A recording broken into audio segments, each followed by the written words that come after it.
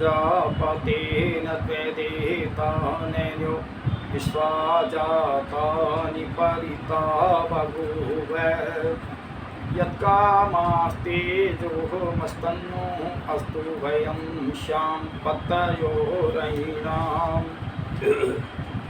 आज मैं आर्यवीर दर्शन पे चर्चा रखूँगा महाभारत की। और महाभारत का जो ये आज छठा भाग है, तो इसमें जब लड़ाई की तैयारियां चल रही, लड़ाई के मैदान में पहुंच गई, तो उस समय का वर्णन, और इसमें जो सबसे ज़्यादा हो रही है बात, महाभारत कृष्ण श्री कृष्ण लंबा उपदेश देकर उसे युद्ध के लिए तैयार किया। तो यहाँ भीष्म श्री कृष्ण जी का भी उपदेश है। तो आज मैं इसी पे चर्चाएं करूँगा महाभारत के युद्ध की।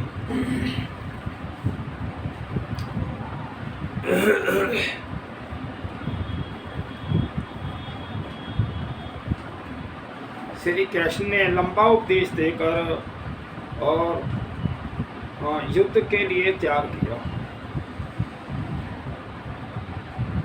जब दो समुद्रों के समान दोनों सेनाओं के वीरों ने रणभूमि को प्रज्वलित करने के लिए शंखों को फुंकार कर और युद्ध यज्ञ के लिए और आरंभ किया, सूचित किया, तो तभी अचानक राजा युधिष्ठिर ने अपना और कवच उतारा। अपने हथियारों को रथ में रख और रथ से उतरकर हाथ जोड़े हुए मौन रहते हुए पैदल ही भीष्म पितामह की ओर चल पड़े। उन्हें जाते देखकर अर्जुन भी चारों भाइयों सहित उनके पीछे चल पड़े। तब श्री कृष्ण और मुख्य राजाओं ने भी उनका अनुगमन किया। तो युधिष्ठिर के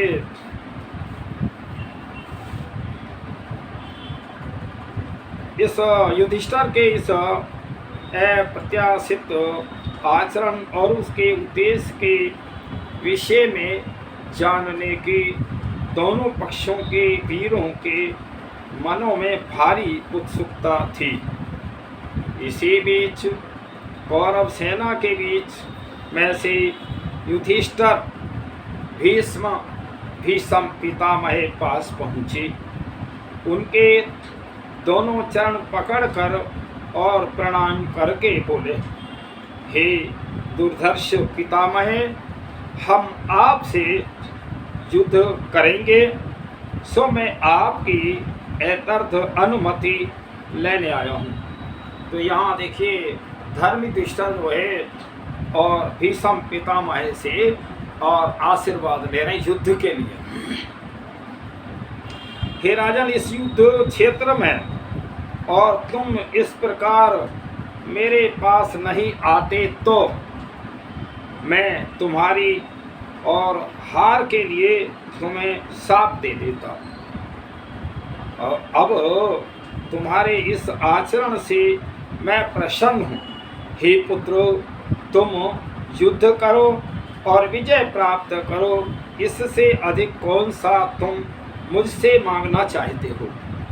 तो जब धर्मयुधिष्ठिर ने कहा कि हम युद्ध करना चाहते हैं, तो तब भीष्म पितामह कह रहे, भाई तुम ठीक है, आशीर्वाद मांगने आ गए, तुम युद्ध करो, मैं विजय के लिए आशीर्वाद देता हूँ, मांगो। हे राजन, मनुष्य अर्थ का, धन संपत्ति का दास है। अर्थ जो है किसी का दास नहीं है, यही सत्य है। मैं धन उपभोग के कारण दुर्योधन आदि के साथ बंधा हुआ हूँ। इसीलिए हे युधिष्ठिर, मैं क्लिप, नपुंसक नीच के समान, और यह बात तुमसे कह रहा हूँ। तो देखिए बात तो घटिया नजर आ रही है। स्वयं भीष्म पितामह कह रहे हैं मैं बिल्कुल नीचता की बात ये कह रहा हूँ, नीच। तो उन्होंने मेरा भरण पोषण किया है, अतः युद्ध में मैं उनकी ओर से करूँगा। युद्ध विषयक बात को छोड़कर अन्य कुछ तुम और मुझसे चाहते हो तो बोलो। तो इस प्रकार भीष्म पितामह ने और धर्म युधिष्ठिर को उत्तर दिया। क्यों पितामह जी, मनुष्य कैसे दास है? इस बात को आपने सत्य का जामा पहनाया, ऐसी बात काहिल है, आलसी, निकम्मे और हिजड़े लोग कहते हैं जो जचता है। पर आप जैसे सूरवीर भी यह बात कह रहे हैं तो मानो सब उल्टा पुल्टा हो गया। तो आप इतिहास पर दृष्टि डाल लेते हैं तो क्या श्री राम अर्थ के दास थे और पिता की बात की सत्यता के लिए एक क्षण भर में राज धन संपत्ति रतन सुख उपयोग भोग और खुशी खुशी सब लात मारकर उसी दिन वन को चल दिए।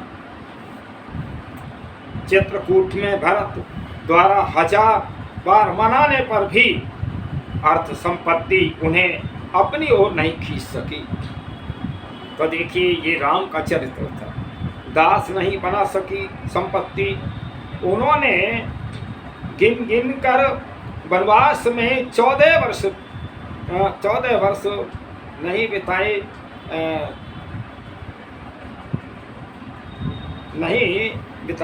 अयोध्या वापस भी इसीलिए लौटे कि भरत ने उन्हें वचनबद्ध करते हुए कहा था, यदि आप 14 वर्ष की समाप्ति पर अयोध्या नहीं लौटे तो मैं भरत अग्नि में चलकर मर जाऊंगा।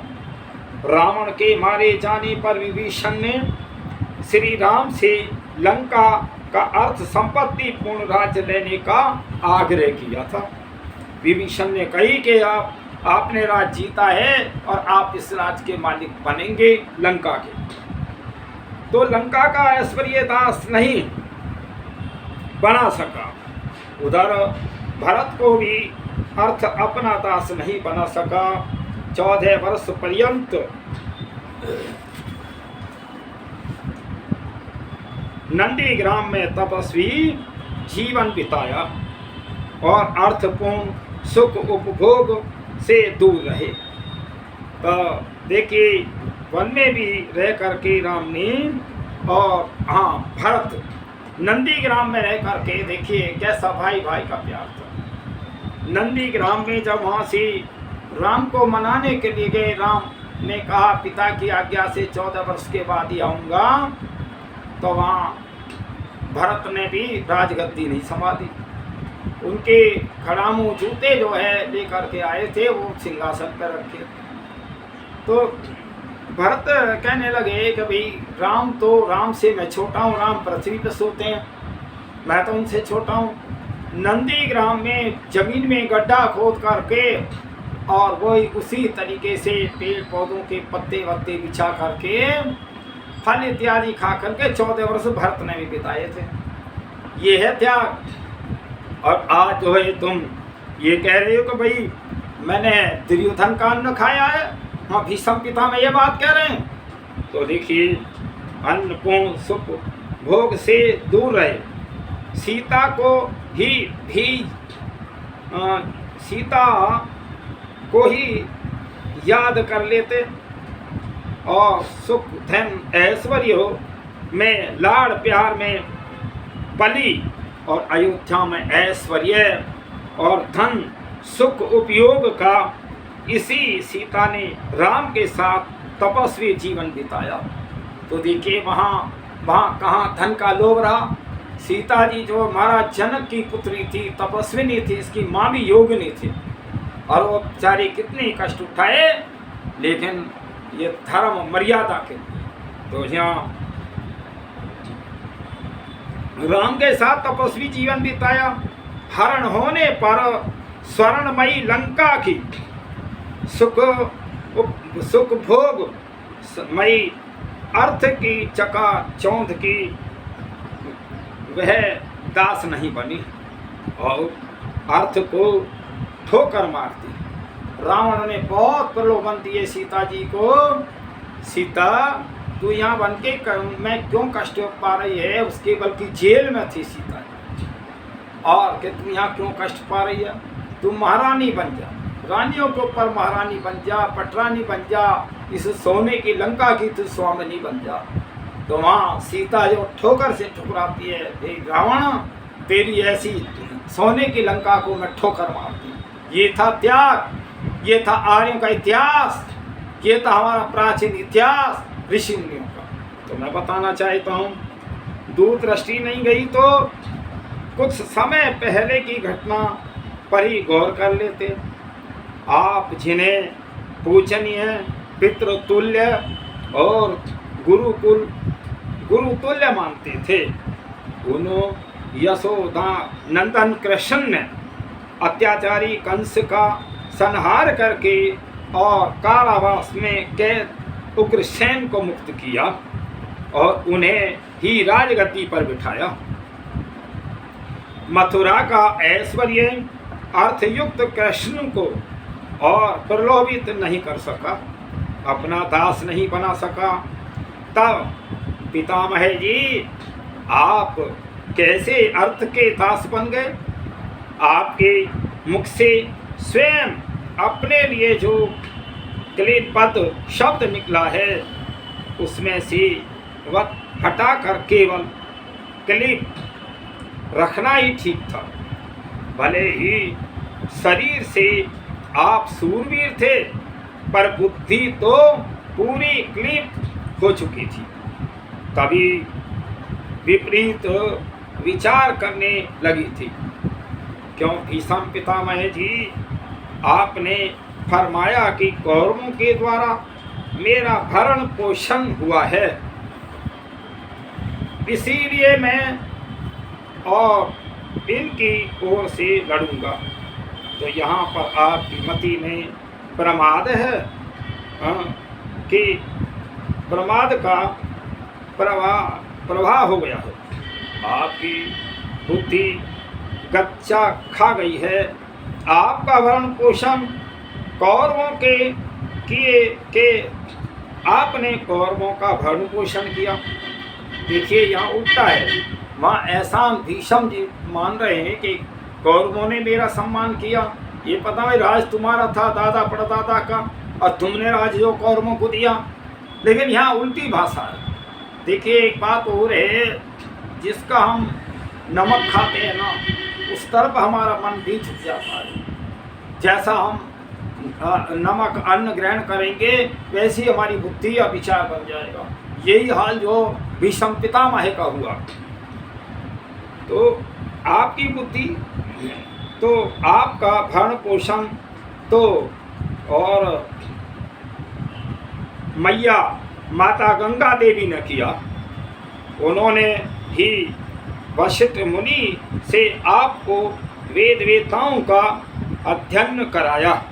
भाई जो भीष्म पितामह की जो माता थी वो गंगा देवी थी, तो ये आपका भरण पोषण तो गंगा देवी ने किया।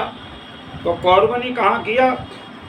फिर वशिष्ठ मुनि से आपको वेद वेदाओं का अध्ययन करवाया और शास्त्र अस्त्र विद्याओं में परास्त करके युवा आपको माता ने आपके पिता शांतनु को सौंपा था। तो देखिए फिर किसने भरण पोषण किया? भाई माता गंगा देवी ने किया। तो आप जो है इन कौरवों को क्यों मान रहे हैं? अब देखिए ये तो तीसरी पीढ़ी है ना, ये तो दादा लगते थे। भीष्म पितामह इन कौरव पांडवों के दादा थे। तो भगवान आप भूल गए हैं दुर्योधन के परदाता शांतनु ने और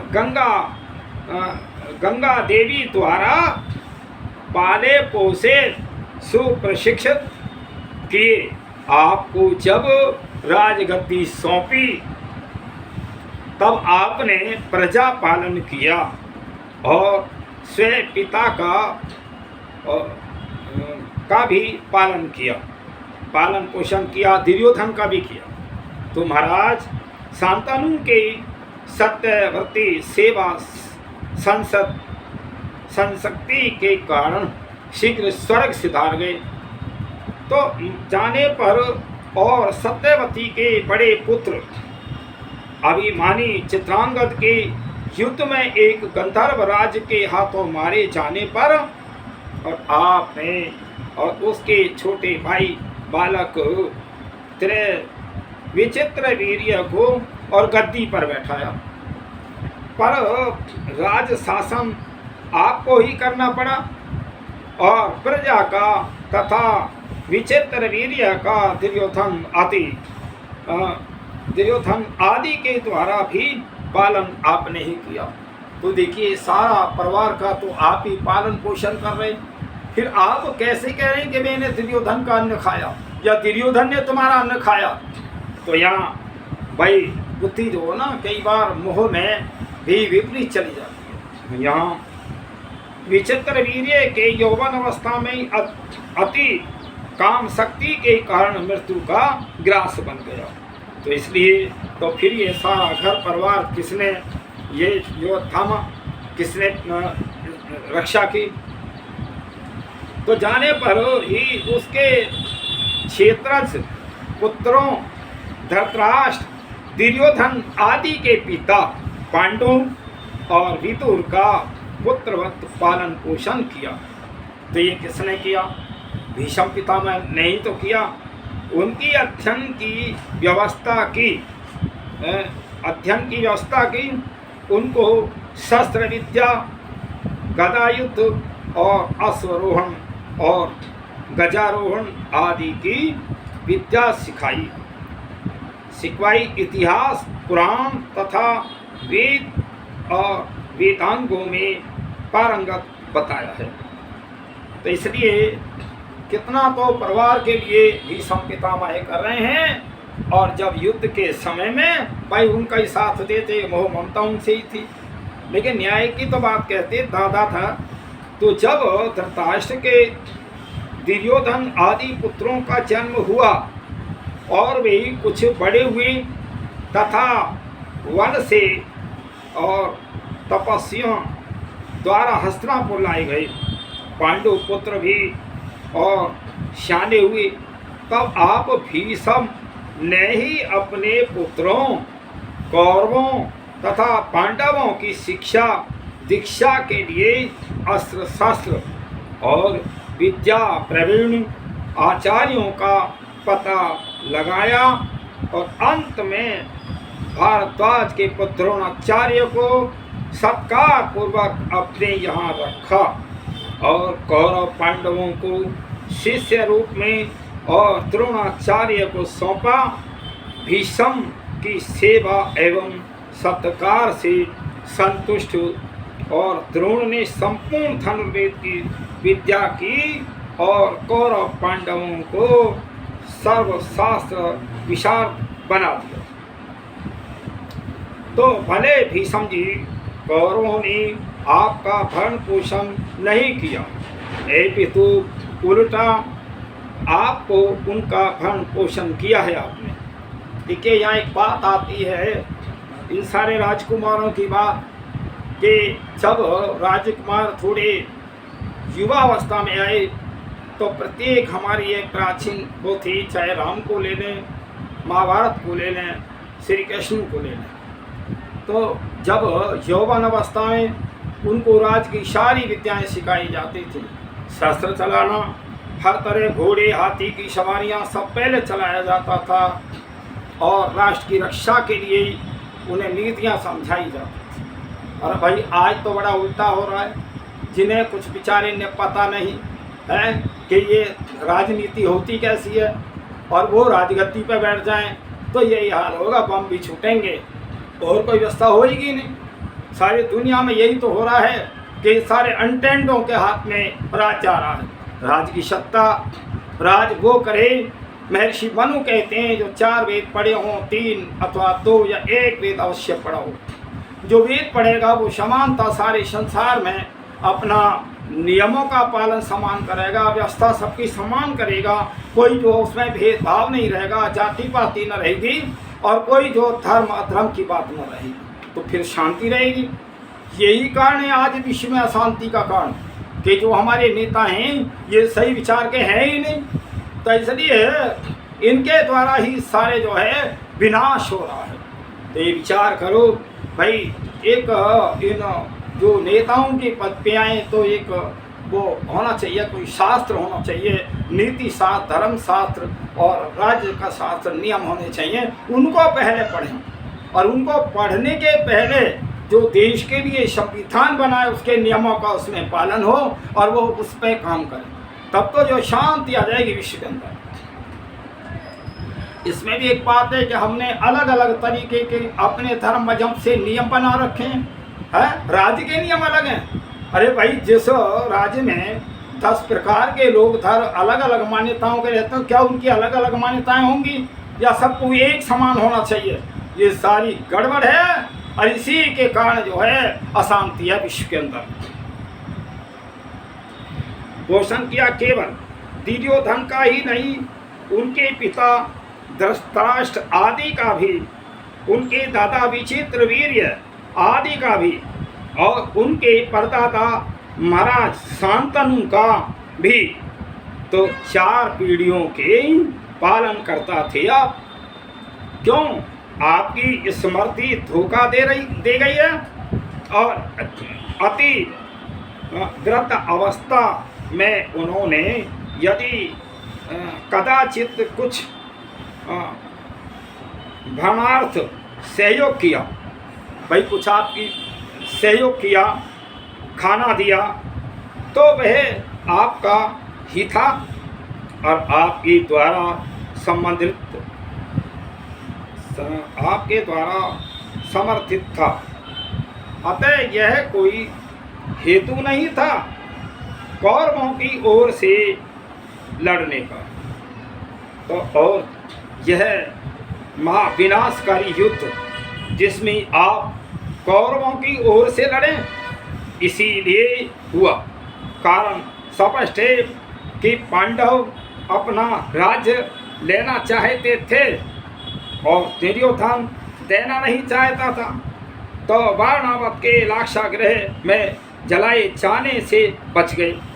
तो देखिए, इस सारे में अगर इनको कौरव पांडवों के बीच में देखें सारे उस पे राज्य पे, तो इनमें जो है विदुर जो थे बहुत समझदार थे, और उन्हीं के कारण से जो लाक्षागृह में जो लाख का वो बनाया था बहुत बड़ा, वो मार उसमें वहाँ पांडवों को ठहरने के लिए कर दिया, और उसमें जो है आग लगवा दी।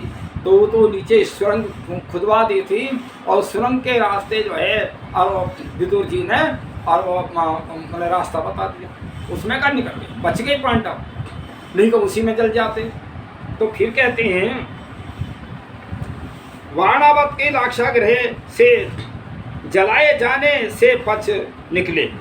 पर्याप्त समय तक गुप्त रूप से अपनी जान बचाने के बाद स्वयंवर में अपने आदित्य पराक्रम से द्रौपदी को प्राप्त करने और पांचाल राज्य के और प्रतिष्ठित संबंधी बन जाने के बाद विदुर भीष्म द्रोण आदि की सम्मति से पांडवों को और पांचाल देश से हस्तिनापुर बुलाया गया, और फिर ग्रथ जनों के कहने से धृतराष्ट्र ने पांडवों को खांडव वन और में भेजकर निर्विघ्न शासन करने को अभिषिक्त किया। तो ये सारी जो है एक तरह चालाकियां हैं राज्य में। तब पांडवों ने पुरुषार्थ से राज्य का विकास किया, पराक्रम से और दिग्विजय यात्राओं के बाद राजसूय यज्ञ के माध्यम से नाना देशों के राजाओं से और अतुल धन संपत्ति भेंट पाई। यहाँ तक सब काम बिना कौरवों की वैमनस्य से के सुचारू रूप से चल रहा था। तो इसमें कोई बाधा नहीं थी और सारे विश्व के अंदर और उन्होंने अपना निमंत्रण भेजा। तो देखिए राजसूय यज्ञ के समय राजा युधिष्ठिर ने और शेष पांडव कौरव भाइयों में दुर्योधन को सबसे बड़ा जानकर रतन आदि धन आदि की भेंट और संभालने का काम सौंपा। असली तो जो लड़ाई की जड़ थी और जो जुआ की जड़ थी, ये जो भेंट आया था हीरे जवाहरात इतना आया कि बहुत दूरी तक दिखाई नहीं देता, इतना भेंट था। तो उस भेंट को गिनती के लिए दुर्योधन को रखा। जब दुर्योधन ने उस भेंट को देखा तो बहुत ईर्ष्या से जल गया और वो कहता अपने मामा शकुनी से कि मामा मैंने कभी इतनी भेंट नहीं देखी। तो मामा शकुनी जो है उसने सलाह दी कि भैया तुम युद्ध से तो मेरे जीत नहीं सकते। तब जो है जुए की सलाह दी, चलिए अब आगे। बस यही से द्वेष पुनः शुक्रपात हो गया। पांडवों की अतुल और लक्ष्मी का दर्शन दुर्योधन सहन न हो सका। ईर्ष्या और दावानल में चलने लगा। अनंत और कोई चारा न देख कर और छदम द्युति मामा शकुनी के द्वारा और कपट दूत से पांडवों की समस्त राज्य लक्ष्मी हत्या दी। जुए के दूसरे और दौर की शर्तों के अनुसार पांडवों ने द्रौपदी सहित 12 वर्ष वनों की और खाक छानी। 13वें वर्ष के और के महादुष्कर अज्ञातवास को भी निपुणता और धैर्य के साथ पूरा किया। इस अज्ञातवास की अवधि में पूर्णता का खुद आप भीष्म पितामह ने अनुमोदन किया। अग्नि रहे। तो इसीलिए मेरा विचार है कि पांडवों को अब 13 वर्ष से और 5 महीने और 12 दिन अधिक हो गए हैं। तो पांडवों को जो राज मिला वो ये 13 वर्ष का था, पर 13 वर्ष से भी 5 महीने और 12 दिन और ऊपर हो गए। पांडवों ने जो जो प्रतिज्ञाएं की थी उनका ठीक ठीक पालन किया। अब शर्तों के अनुसार पांडवों को उनकी राज लक्ष्मी मिल जानी चाहिए थी, लेकिन पितामह जी आप पहले ही राज्य के आधे भाग पर पांडवों के अधिकार की बात दुर्योधन को बता चुके हैं। जैसे मैं गंधारी के पुत्रों को अपना समझता हूँ, वैसे ही कुंती के पुत्रों को भी, क्योंकि 2 समुदाय थे, एक तो जो है गंधारी और उसके धृतराष्ट्र के परिवार था, एक पांडव थे जो जिनकी माताजी। तो इसलिए ये सारे तो ये कह रहे हैं कि मैं दोनों का वो हूँ।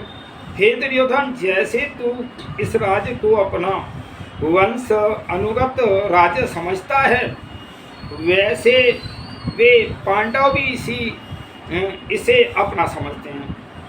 यदि वे ऐसवी पांडव इसे न प्राप्त कर सकें तो तुम या अन्य कोई भरतवंशी कैसे प्राप्त कर सकता है।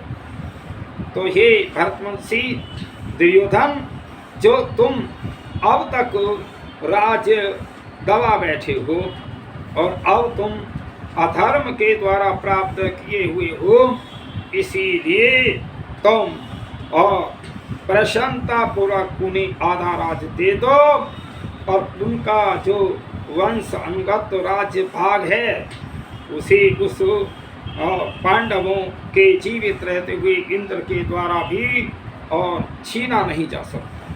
तो इस प्रकार जो है ये भीष्म पितामह समझा रहे हैं दुर्योधन को।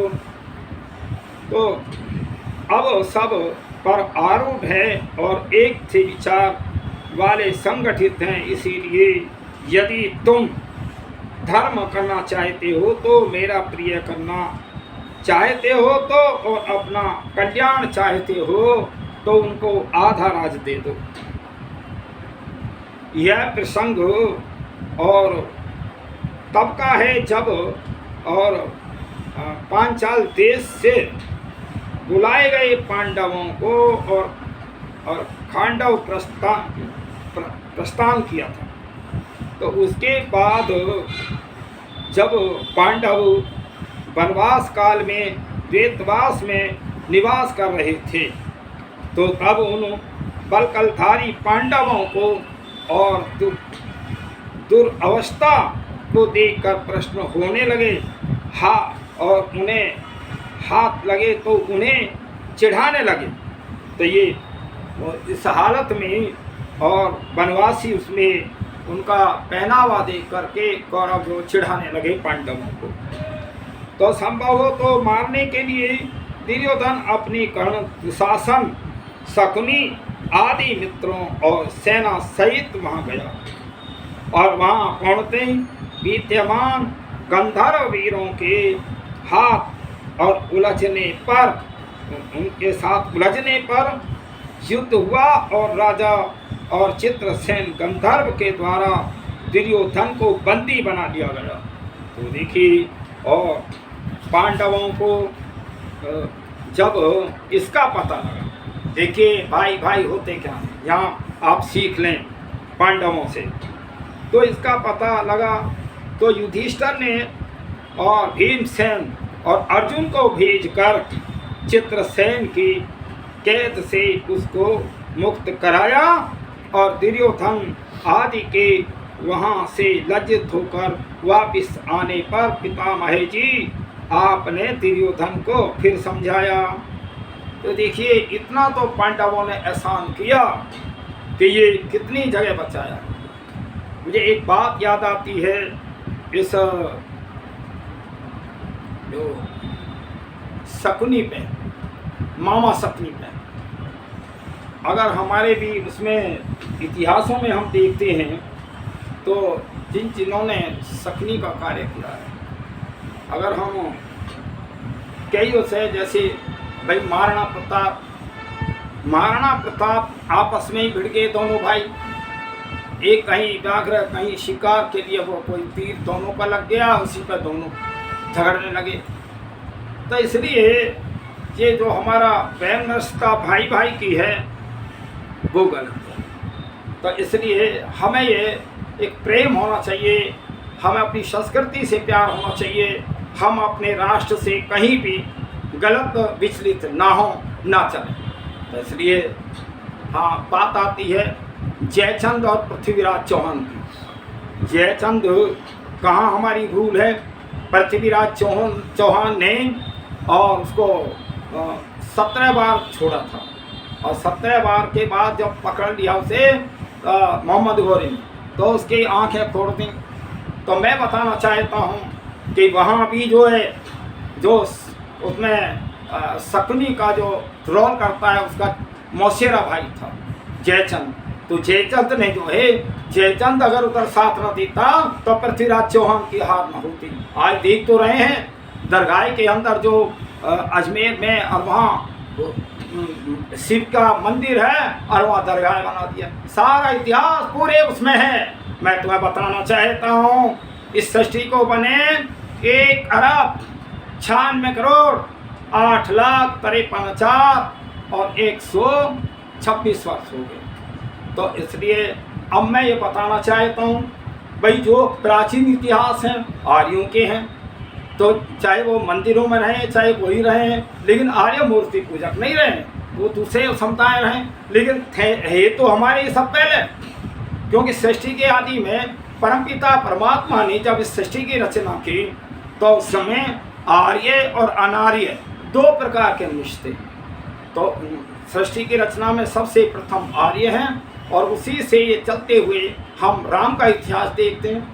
1,41,49,070 वर्ष राम को हुए हैं। अभी मैं जिस महाभारत काल की गणना कर रहा हूँ, महाभारत को लगभग 5200 वर्ष में। इसके पश्चात जो पुराण पुस्तक बना महाभारत काल के बाद का है, भागवत बना बाद का है, ऋषि मुनियों के उन पर ठप्पे लगा लगा करके गपोड़े भर रखे हैं, यही तो है। अब आती है मूर्ति पूजा, मान लीजिए मूर्ति पूजा और जो ये मंदिरों में मूर्तियां रखी, मंदिर बनाए गए, तब भी जो है आपका इतिहास 3500 वर्ष पुराना है, ये जैन मत से चला है। तो देखिए जितने भी जो है, जहाँ कहीं भी खोदोगे और जहाँ भी जो है, तो वहाँ हमारे प्राचीन इतिहास मिलेंगे, और इन मस्जिदों और जितने भी हैं इनके नीचे सब जगह मंदिर ही मिलेंगे, मूर्तियाँ ही मिलेंगी, क्योंकि पहले जब पूजा पाठ का वही था, तो मुस्लिम बाद में आया। तो मैं तो ये कहता हूँ भाई, जो जहाँ भी न्याय करते हैं पहले उनका इतिहास तो देखो भाई, कौन पहला और कौन पीछे। तो इस प्रकार से मैं तो सारे विश्व की बात है कह रहा हूँ। उसके बाद जो चला जैन मत से मूर्ति पूजा चली, और अब 2026 वर्ष में ईसाई मत को, और मुस्लिम मत को 1450 वर्ष। तो इसके पश्चात में और जो हमारा हिंदू नाम भी नहीं था, हम तो आर्य थे, श्रेष्ठ थे, उत्तम थे, इसको 1000 वर्ष पड़ा हिंदू नाम का। और जैसे सिख मत है 550 वर्ष। ऐसे जो है बहुत सारे मतांतर हैं दुनिया के अंदर। तो ये तुम पीछे लौटो कि हमारे पूर्वज कौन थे और कितने समय से हम परिवर्तित हुए, हमारा मत धर्म क्या है, पहले क्या थे, शांति आ जाएगी। अरे सारे विश्व के लोगों, तुम आर्यों की संतान हो, तुम ऋषियों की संतान हो, और जो तुम वैदिक धर्म को मानने वाले थे, वैदिक धर्म में ईश्वरीय ज्ञान, वेदों का ज्ञान ईश्वरीय ज्ञान है, और अन्य कोई ऐसी पुस्तक दुनिया में है ही नहीं जो सबको एक साथ जोड़ सके। या तो वैदिक धर्म है और वेद का ज्ञान है, वेद हैं, यही सबको एक शांति दे सकते हैं, जोड़ सकते हैं, कोई विघ्न बाधा नहीं रहेगी भाई। तो इसलिए ये सारी गड़बड़ ये है कि जब से तुम बढ़ते चले गए तो एक दूसरे के द्वेष बढ़ते चले। इसका मूल कारण महाभारत काल ही रहा है। तो महाभारत काल के उसमें चलो अब आगे चर्चाएं फिर करेंगे कि हे दुर्योधन, मैंने तुम्हें द्वैत मन में जाते समय कहा था कि तुम्हारा द्वैत मन जाना मुझे उचित नहीं लगता।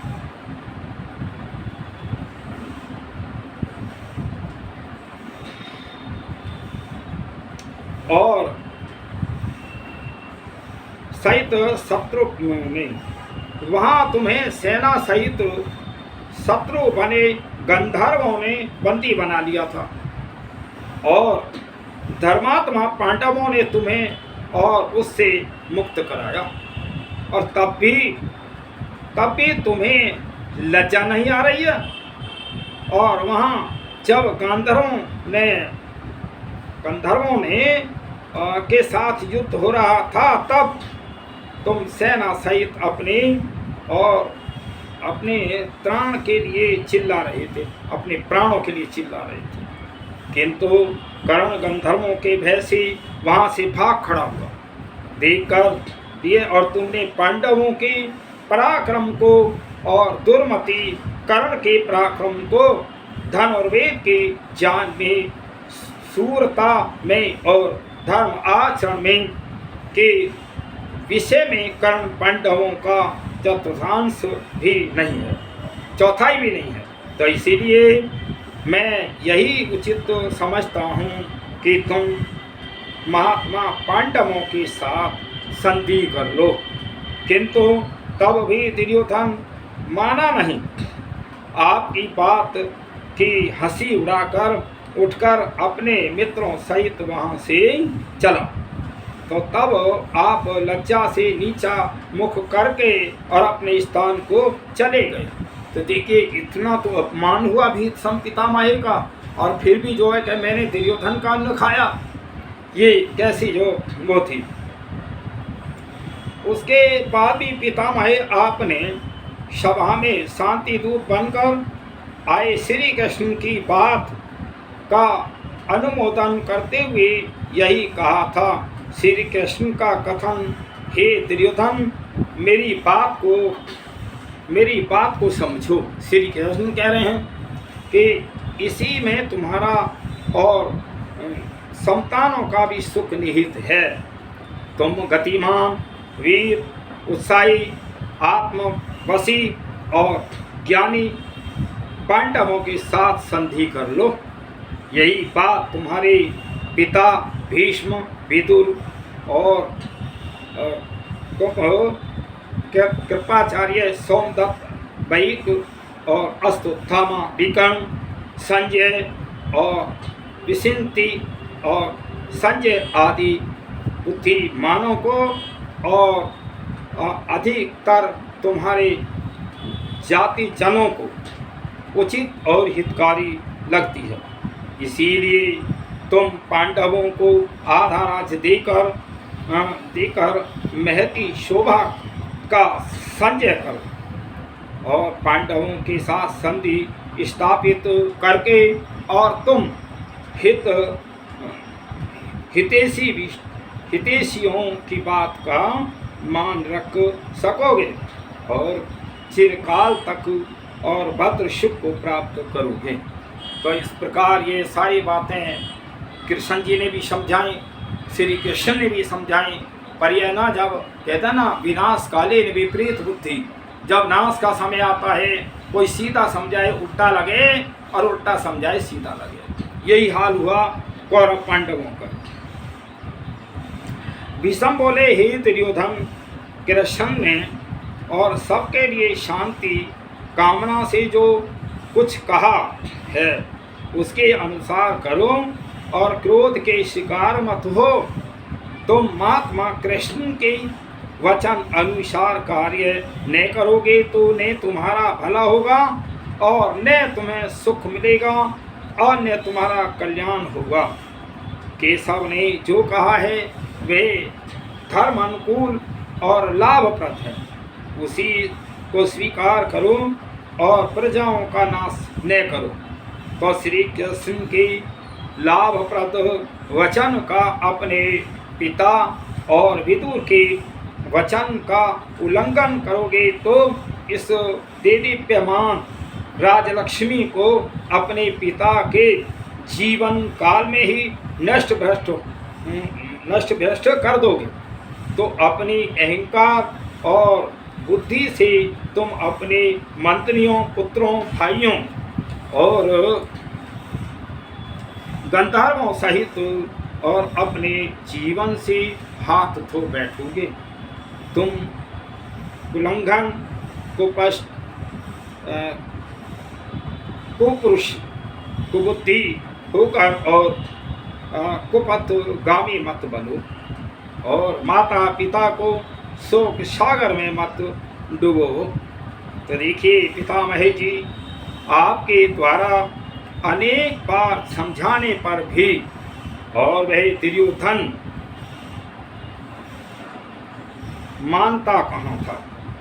उसे तो बिना पराक्रम के छल कपट के द्वारा पांडवों की जो अतुल लक्ष्मी मिल गई थी उसे वह लोभी दुर्योधन और क्यों छोड़ने लगा। तो उसने भरी सभा में अपना हट दोहरा दिया कि सुई के अग्रभाग के रखने से जितनी भूमि का भाग जाता है उतना भाग भी पांडवों को नहीं दूंगा। तो देखिए राज तो दोनों ही परिवारों का था और जहाँ पांडव तो 5 गांव ही मांग रहे थे, वो 5 गांव भी ना दे करके कह रहा मैं सुई की नोक के बराबर भी भूमि नहीं दूंगा, तो विनाश होना था निश्चित है।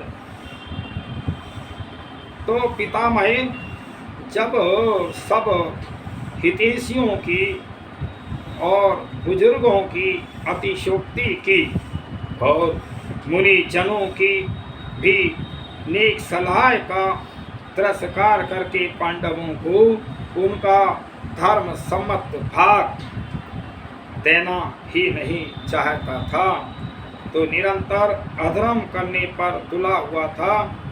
तब फिर आप उस अधर्मी की ओर से क्यों लड़ रहे हो? कहाँ गया था आपका विवेक? तो देखिए इस प्रकार से बातें भी चल रही हैं। तो पितामही जी उस लोभव्रती दुर्योधन के अधर्म चरण के कारण जब आप उसे और सुमंतधि पापी पाप अनुबंधी दुर्गुणवती नृशंस अधर्मी दुर्गति कुलघन और कुपुरुष ठहरा चुके हैं। जब आप उसको इतना ठहरा चुके हैं कि इतनी सारी बुराइयां हैं इसके अंदर, फिर आप उसी का पक्ष ले रहे हैं, तो तब भी आप ऐसे महापुंज की और युद्ध में सहायता कर रहे हैं। आपने पहले जो उसके लिए कहा था वह सही था, या उसके पक्ष में अधर्मी के पक्ष में युद्ध करना आपकी क्या स्मृति लुप्त हो गई है? इस प्रकार से सारी बातें कहीं कि आपकी बुद्धि लुप्त हो गई। तो तब असल में तो पितामही जी आपके द्वारा ऐसा और निरंकुश उल्लंघन दुर्योधन दंडित किया जाना चाहिए था, और कहा था कि अभिमानी नीच तथा धर्म अधर्म का विवेक ने करने वाले और कुपथगामी यदि गुरु आदि भी हो तो उसको भी दंडित करना। आप पर्याय नीति शास्त्र पढ़ें।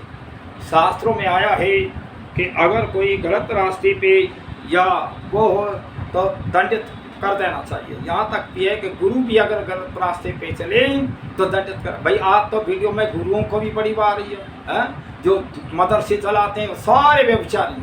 बताओ क्या है, छोटी छोटी कन्याओं को बहका ले जाते हैं और फिर उनसे ये करते हैं। बड़े शर्म को शर्म आती है। भारतवर्ष था ऋषियों का देश था, आज कितना पतन में चल गया, कहते भी शर्म आती है।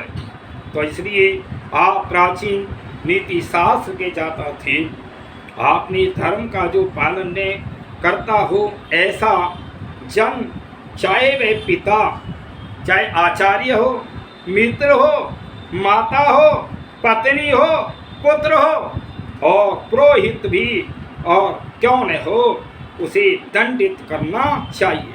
सब दंडित के अधिकारी हैं जो दोषयुक्त हैं।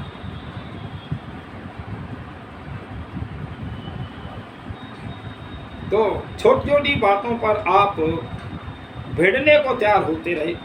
काशीराज की कन्याओं के हरण प्रसंग में आपने सैकड़ों के सिर उड़ा दिए। फिर अम्बा के प्रसंग में आपने परशुराम की घोर संग्राम किया। फिर और अधर्मी और महानाश के मूल दुर्योधन पर आपका हाथ क्यों नहीं उठा? तो देखिए यहाँ मोह था। तो प्रतीत होता है धृतराष्ट्र के समान आपके मन में भी मोह ने डेरा जमा कर और आपकी बुद्धि में प्रभाव को प्रभावित कर दिया था। खैर दुर्योधन को ठिकाने न लगा सके तो फिर स्पष्ट कहते हैं कि मैं धर्म पक्ष पांडव पक्ष की ओर से लड़ूंगा। तो आपके ऐसा निश्चय करने पर द्रोण, कृप और सोमदत्त आदि भी इस पर विचार करते और आपके पांडव पक्ष की ओर से लड़ने पर युद्ध का यह विनाशकारी और परिणाम न होता, अथवा विदुर, द्रोण, कृप और सोमदत्त आदि सभी आपके साथ डट जाते। और सब मिलकर इस चौकड़ी को जबरदस्ती सत्ता से हटाकर पांडवों को उनका अपना भाग दे देते। पर आप जिभ्या से कहते रहे और फुंकारते रहे, और जिसकी दुर्योधन ने कभी परवाह नहीं की और पहले भी न बाद में भी। तो इस प्रकार से जो ये मैंने आज की जो ये चर्चा रखी है भाई कौरव पांडवों की, जब लड़ाई के मैदान में सेनाएं तैयार हैं तो वहाँ धर्म युधिष्ठिर और भीष्म पितामह से आशीर्वाद मांगने जा रहे हैं। तो वो आशीर्वाद देते हुए कह रहे हैं कि मैं दुर्योधन का अन्न खाया है, मैं इसलिए आशीर्वाद तो मैं जीत का आशीर्वाद देता हूँ, पर युद्ध तो मैं और दुर्योधन की तरफ से करूँगा। तो मैं बताना चाहता हूँ कि जिस परिवार में, जिस देश में बुद्धिमान वृद्धों की सम्मति नहीं होती, कदर नहीं होती, बेइज्जती होती है, तो हम महाभारत जो घर का पिता है, वो मुखिया है और घर को चलाने वाला है, अगर उसी की बात ना मानी जाए तो वास्तव में विनाश ही होता है। फिर तो ये हमें महाभारत से शिक्षा लेनी चाहिए। दूसरा, मैं जो हमारे आज विश्व के नेता हैं, जो काज चलाते हैं, वो अवश्य मेरी वीडियो सुना करें। ये महाभारत का छठा भाग है, मूल बातें हैं, जो मुख्य बातें हैं, उन्हीं पे मैं चर्चाएं करता हूँ, वीडियो बनाता हूँ। तो ये बातें सुना करें और अपने जीवन में उतारा करें, अपनी राजनीति में लाया करें, जिससे अहित न हो देश का, जनता की भलाई हो और देश का नुकसान न हो। ऐसे विचारों से राष्ट्र को आप गति दिया करें, राष्ट्र को चलाएं, तो निश्चित कल्याण होगा, सारे विश्व के अंदर शांति आएगी। भाई मैं किसी धर्म और मतवाद का बात नहीं करता, मैं तो केवल धर्म की बातें करता हूँ। भाई उसमें किसी के हित में बैठे, किसी का हित में बैठे, जिसको अहित लग रहा होगा पहले समझ तो लें कि ये बात सही है। तो इसलिए मैं बताना चाहता हूँ भाई कायदे में तो जितने भी हमारे ये राज करने वाले शासक हैं ना, महर्षि मनु की मनुस्मृति को पढ़ें, मनुस्मृति से आपको निकल के आएगा। और श्री कृष्ण की गीता को पढ़ें, श्री रामचंद्र की रामायण को पढ़ें कि वो कितनी त्यागी तपस्वी थे, चक्रवर्ती शासन था श्री राम का, जो पिता की आज्ञा से ठोकर मार के बनो 14 वर्ष तक बन के कष्ट झेले, और सीता भी साथ में थी, कितनी तपस्वी देवी थी वो, भाई बहुत अच्छी थी और पति की आज्ञा कांड थी। इसलिए और भाई एक उस परिवार का तो एक ही वो बहुत वो है।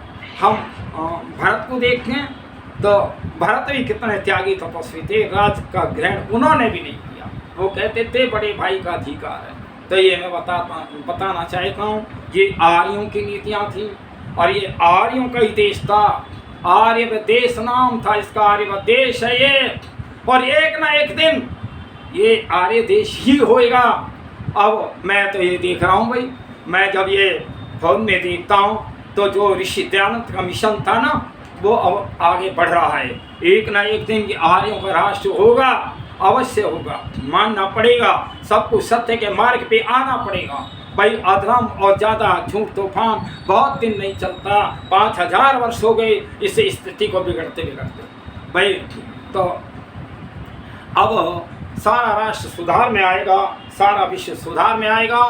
मैं कहता हूँ सभी का एक धर्म है, सत्य को ग्रहण करने, असत्य को छोड़ने का सबका उद्यत रहना चाहिए, तो शांति आ जाएगी। तुम अधर्मों का पक्ष क्यों ले रहे हो भाई, जो दुनिया को मार रहे हैं और उनको जो फिर तुम उनका पक्ष ले रहे हो, उनकी जमानत दे रहे हो, उनकी जेलों से छोड़ रहे हैं। मैं तो कहता हूँ जो अपराधी हो उसको खत्म ही कर देना चाहिए, पुण्य लगेगा अपराधी को मारने में। एक अपराधी 100 आदमियों को परेशान कर रहा है, तो अगर उसको छोड़ दें तो तुम्हें पाप लगेगा, पुण्य लगेगा, और एक अपराधी को मार दिया जाए तो 100 का भला हो गया ना। तो इसलिए मैं विचार करता हूँ, ये वैदिक संस्कृति की बातें करता हूँ, वेदों की बातें करता हूँ, हमें राजा महाराजा जो हमारे हैं उनकी नीतियों की बात करता हूँ, महर्षि मनु की नीतियों की बात करता हूँ। तो देखिए इन नीतियों को पढ़ो तो तुम्हारा जीवन सफल होगा। अपनी जिम्मेदारी से काम कार्य करो, जो तुम पे राज की सत्ताएं सौंपी है उस पर रात दिन चिंतन करके कार्य करो, तब तो तुम्हारी भलाई है इसमें। और कहीं तुम भी देश को लूटने के लिए और बने हो और या गद्दियों पे बैठे हो तो बिल्कुल गलत है, महापापी हो तुम अगर देश लूट रहे हो और देश के लिए काम नहीं कर रहे हो। तो मैं बताना चाहता हूँ, इन्हीं शब्दों के साथ मैं परमपिता परमात्मा से प्रार्थना कर रहा हूँ, हे प्रभु आप सभी की आत्मा में व्यापक हैं, सारे विश्व की आत्मा में व्यापक हैं, सारे विश्व में व्यापक हैं। हे परमपिता परमात्मा इन सभी को जो ठीक मार्ग पे सद्बुद्धि दो, इन्हें ज्ञान दो, ताकि ये जो आर्यव्रत देश था, ये भारतवर्ष न सारा विश्व ही आर्यव्रत देश था, उस पहले प्राचीन उस पे आए सब लोग जो शांति से रहें, जिए और जीने तो सत्य के मार्ग पे आएँ, वेदों के मार्ग पे आएँ। हे परमपिता परमात्मा मैं आपसे भी प्रार्थना कर रहा हूँ, हे प्रभु आप सभी की आत्माओं में व्यापक हैं, इनको बुद्धि दो, शक्ति दो, बल दो, जिससे सारे संसार के अंदर शांति आए। हे परमपिता परमात्मा आप मेरी प्रार्थना स्वीकार करो, स्वीकार करो, स्वीकार करो। आप सभी मेरे चैनल को और जो मेरी वीडियो हैं ज़्यादा से ज़्यादा लाइक किया करें, ताकि जो और लोगों का भी भला हो और लोगों को भी ज्ञान मिले। जो आपके रिश्तेदार हैं, मित्र हैं, चाहे कहीं भी हों, दूर देश में हों, कहीं मेरी सारे विश्व के अंदर वीडियो जाती है और लोग सुनते भी हैं, बहुत अच्छे अच्छे लोगों में विचार आ रहे हैं। तो मैं परमपिता परमात्मा से प्रार्थना करता हूँ, हे प्रभु आप सभी की आत्माओं में शक्ति दो, बल दो, बुद्धि दो। ओम शांति।